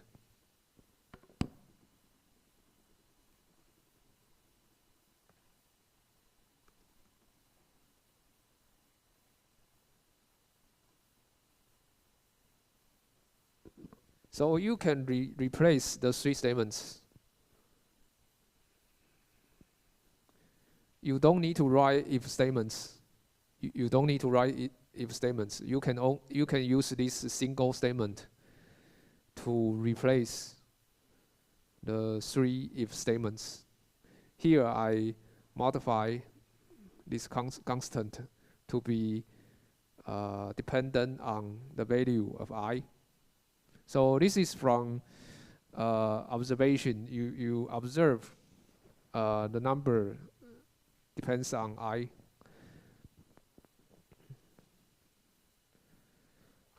So this is the process how we write programs. initially you initially your code might be redundant. Your code has many repetition, and then you can try to refactor. You can try to improve your code. If you find some repetition, you think you might you can write a function to reuse your code, or you can try to improve this code by removing if statements. So this is one example.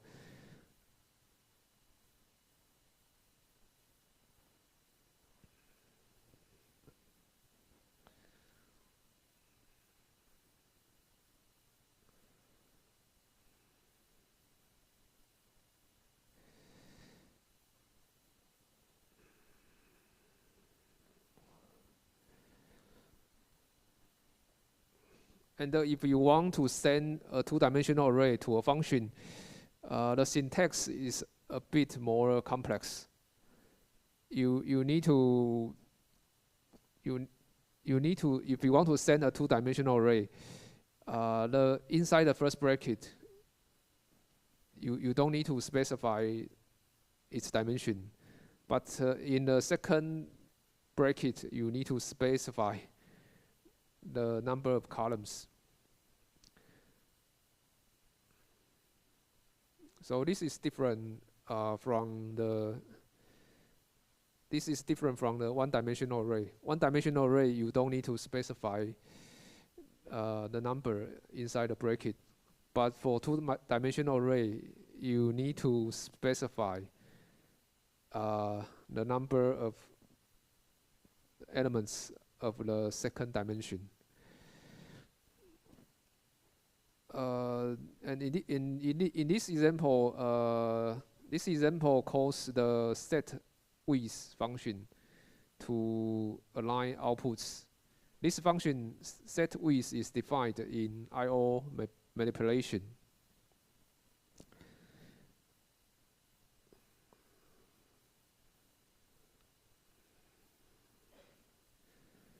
I will modify this example. For example, the outputs are not aligned because some number has 2 digits and some number has 1 digit. So the outputs are not aligned.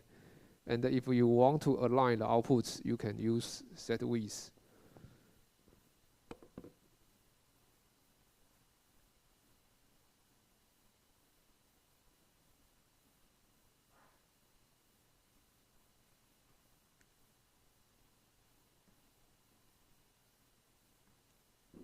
And the set with is defined in the I/O manipulation library. So here we can call it set with. And the parameter is the number of the width, the value of width. So suppose I want the width to be 2. And now you see that the outputs are aligned. You can also specify a larger width, for example, 5. So you can use set width to align your outputs.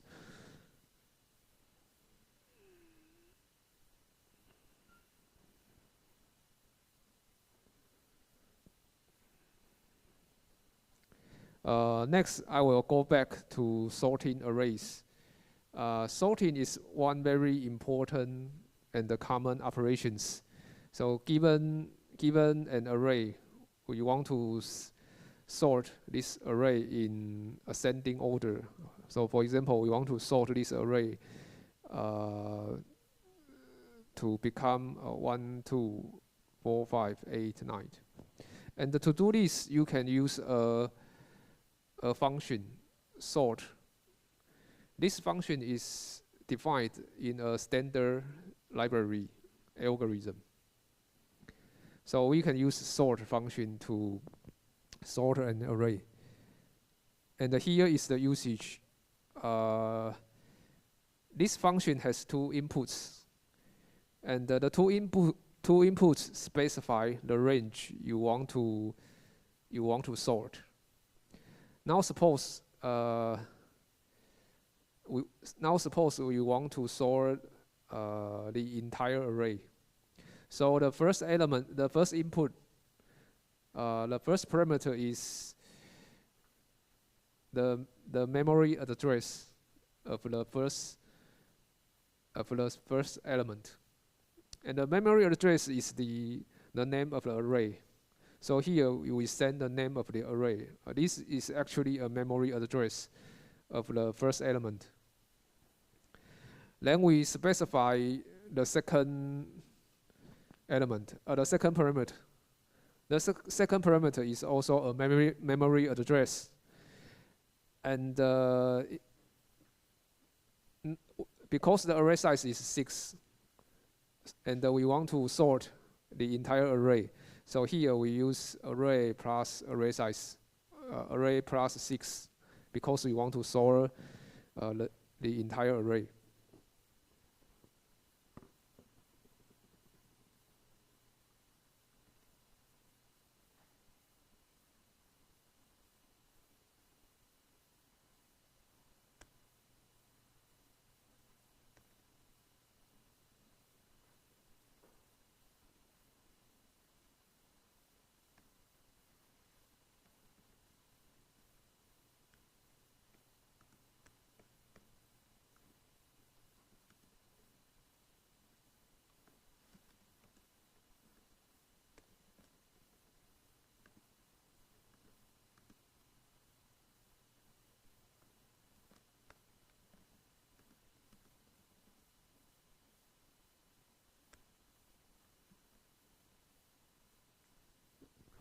First, we print the values in this array.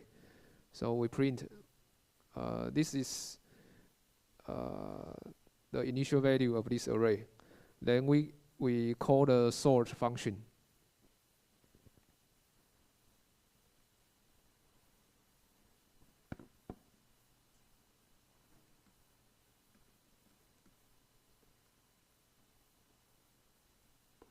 So now we call the sort function, and we supply the range we want to sort.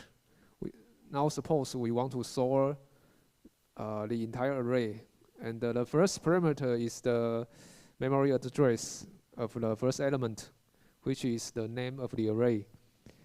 And the second parameter is also a memory address. And here we use plus 6 because we want to sort 6 elements. And you can see that after sorting, the sequence is in ascending order from smallest to largest. Now suppose we adjust the range. For example, we only want to sort the first 3 elements. We only want to sort the first 3 elements. Then the result will be 1, 4, 9, 8, 5, 2.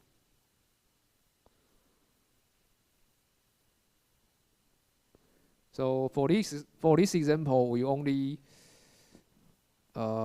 sort the first 3 elements. So only the first 3 elements are sorted, and the remaining 3 elements are remain the same.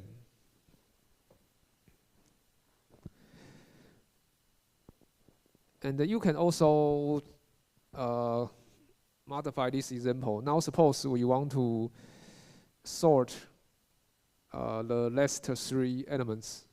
Now suppose you want to sort the last 3 elements. Then you need to modify the range.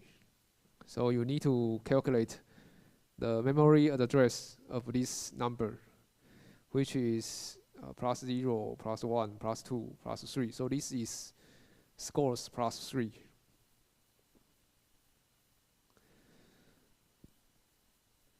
And And because we want to sort the last three elements, so the second element is the first parameter plus 3.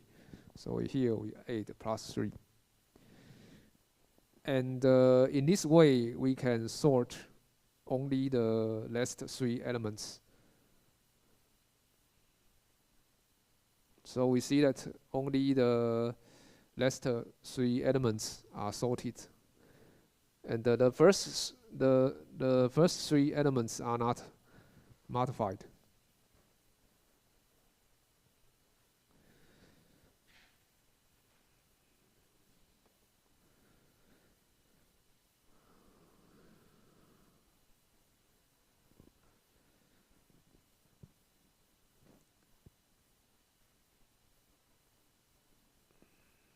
And this function is actually very powerful. This function can be applied to many data types.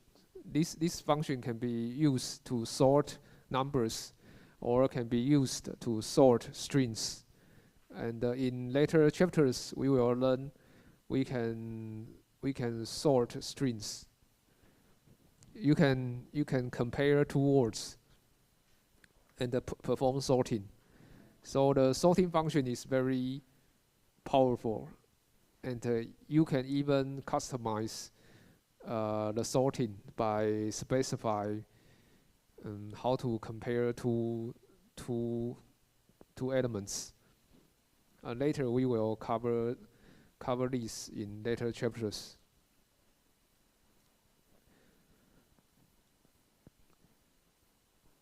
So this function is introduced in the C++ standard library algorithm. If you use the C programming language, then you don't have this function, because C programming language does not have the algorithm library. So if you use the C programming language, you might need to sum your own sorting function. And here are some here are some common sorting functions. They are which are very well known. Like quick sort. Quick sort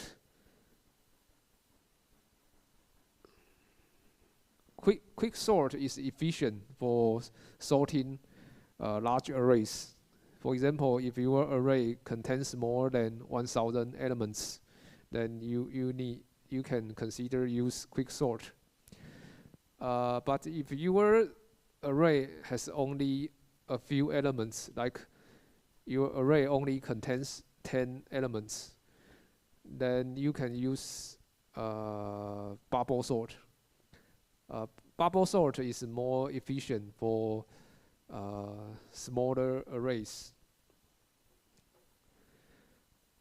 But actually, you don't need to worry about which sort function to use, because this sort function C++ already incorporate both the bubble sort and the quick sort in its implementation.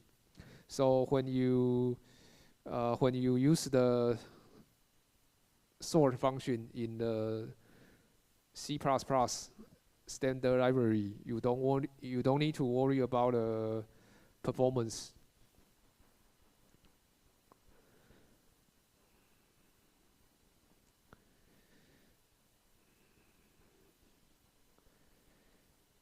And if you are interested about how to sort an array,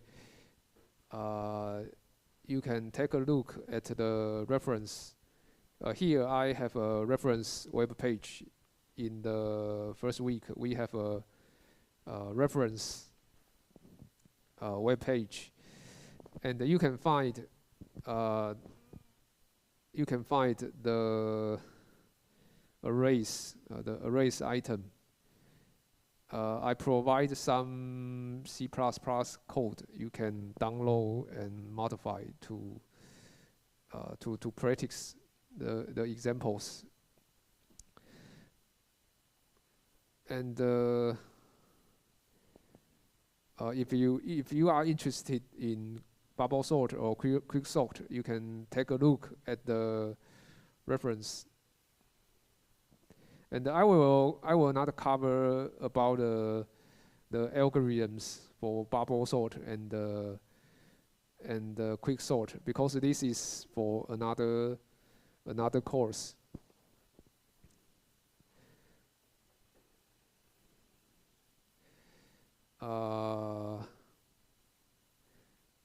And for arrays, let's talk about the memory layout of a two-dimensional array.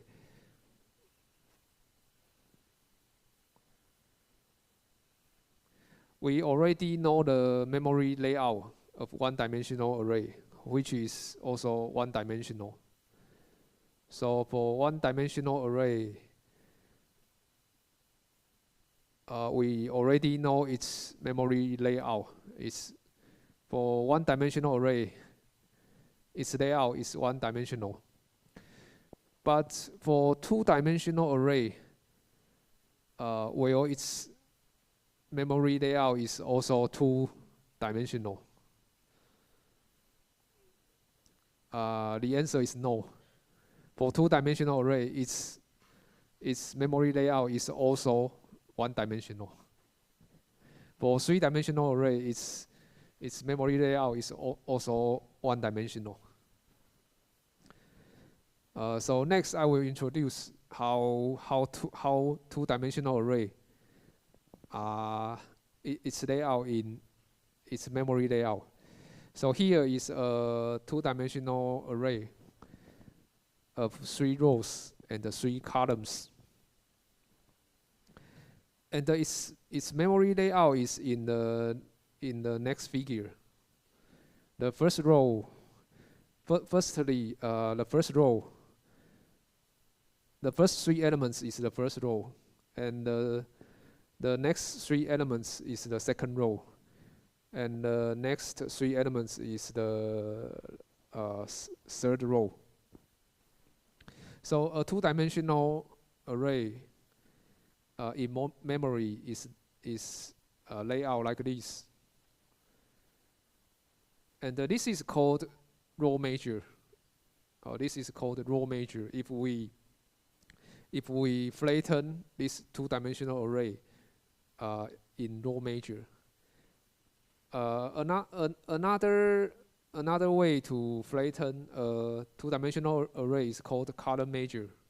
For column measure, we flatten its first column as the first 3 elements, and the second column as the next 3 elements. So this is the column measure. So these are the 2 ways to flatten a two-dimensional array in memory layout.